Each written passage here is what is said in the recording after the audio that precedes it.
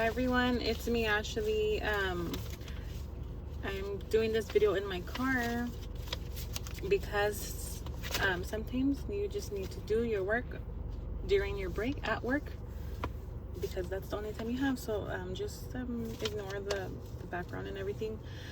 So I just wanted to now start my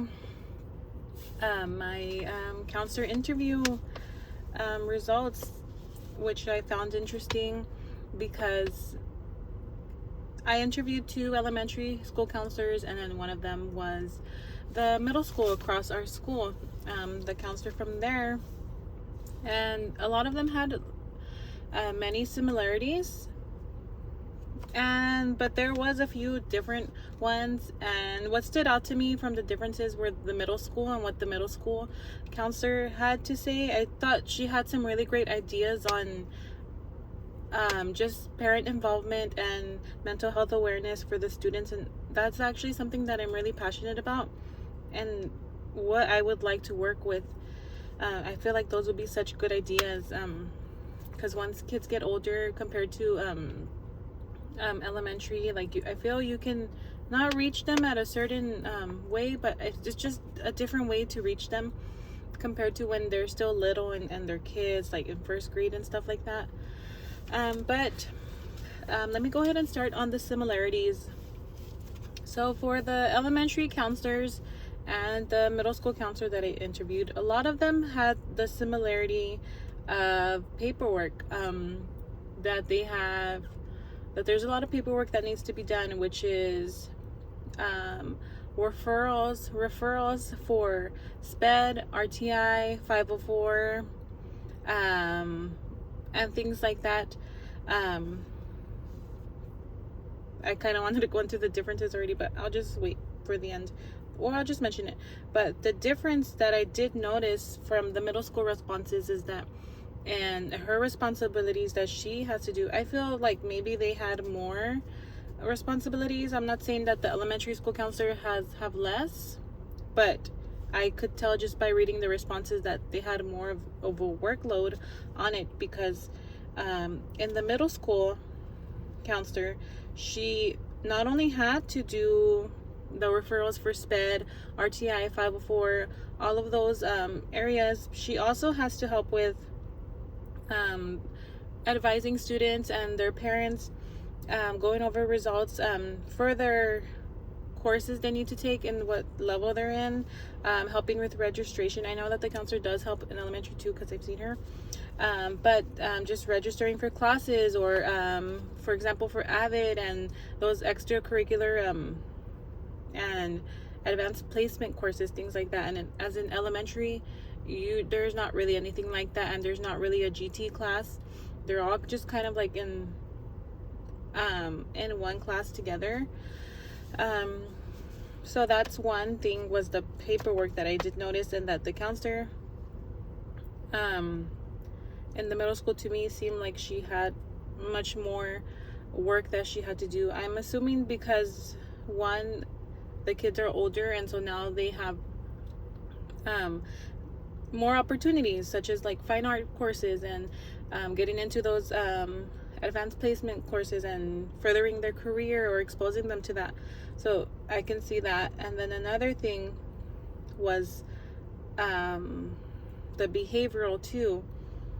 Now when the kids are older, they could be referred to the outside, I think it's called AP, right?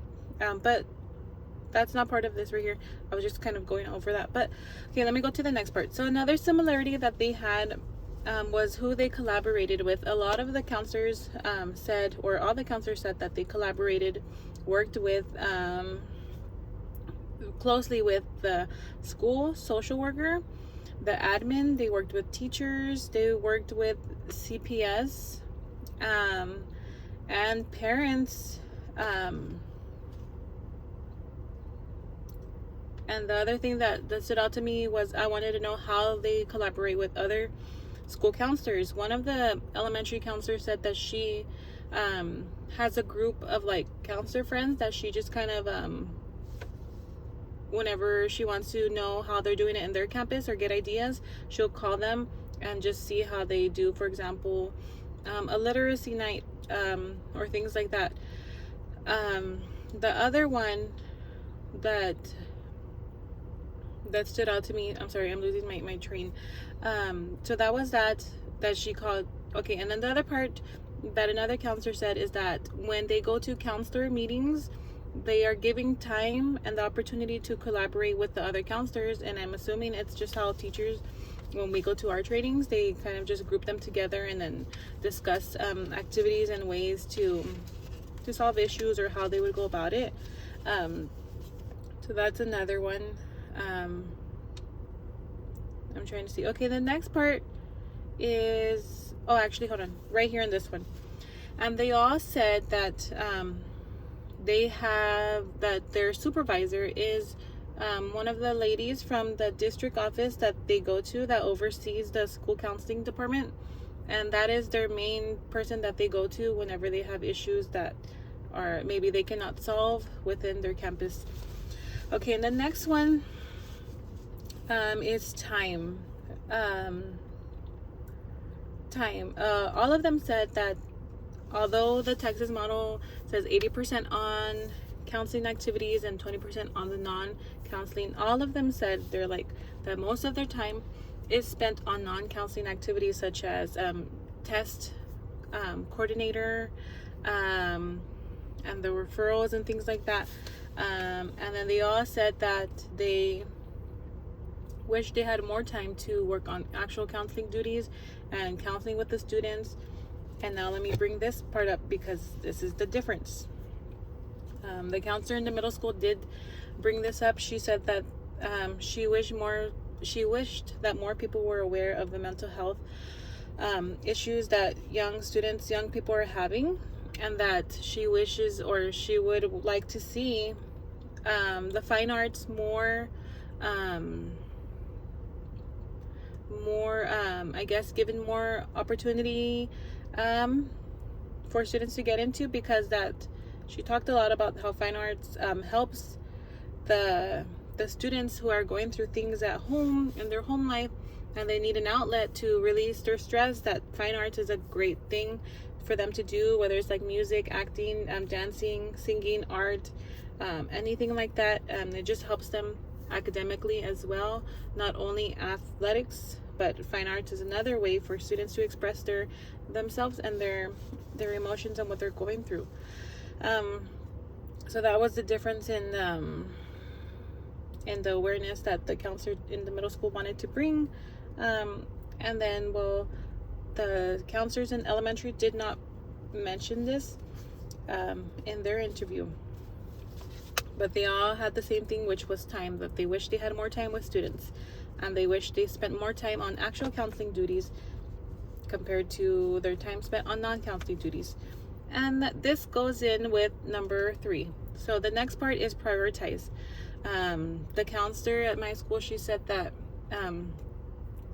during the day, her priority is the students and their needs, the crises that arise, and any parent needs that if they want to meet for any reason, that's her priority. And then once school ends, that she tries to get as much paperwork done.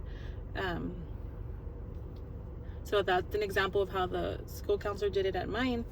And the rest of them said the same thing. One of them said 1 day at a time because there's so much work, and the other one said that just to prioritize the deadlines and prioritize the crisis. She says that to prioritize crisis, but there is also deadlines that need to be met, so to not forget about your other work that you have to be doing.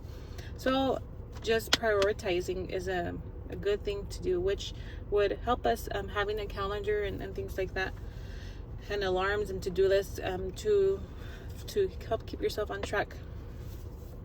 Okay, now the next one was program. How they develop their school counseling program and how do they go about it. They all said the same thing. They all use what the district provides. That over the summer, there's curriculum writers that meet together and they come up with the counseling curriculum, and they're for the school year, and then that's how they go about it. And then they said that how do they evaluate it? By sending the survey, and then that is how the curriculum writers review it over the summer, and then they just make adjustments as needed. But that they all use what the school district provides. Because I know in the book and stuff a lot, it talks about us creating one. So I would like to know more about this area and how the district, I guess, would create it, and go about what is priority. One did say that she wished that the people who are the spokespeople for counselors, she hopes that in the future that they can see the importance and are the voice for counselors of the counselors being more on hands with students and providing them those counseling services that they need, and just being able to counsel students to doing more actual counseling instead of non-counseling duties. Excuse me. And the last one would be the community help. So this one here, the elementary school counselors, they both had kind of just said the same thing, that they work with the PTO to do family involvement events, such as, for example, the trunk or treat, or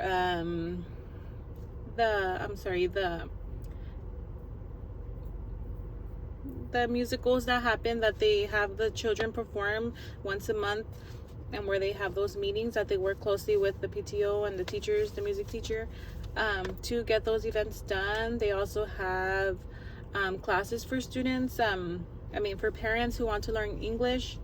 That is the elementary. And the middle school one, this was different, because I actually really liked this one. What she had, her response was that she thought that she works with the community and the parents in the community, but she thought that a good idea would be to have classes for parents on not how to raise your children, but how to interact, or how to respond, I guess, to, I'm just gonna quote it, raise your teen child. And that doesn't mean that they're going to tell them, oh, you're doing this wrong, this.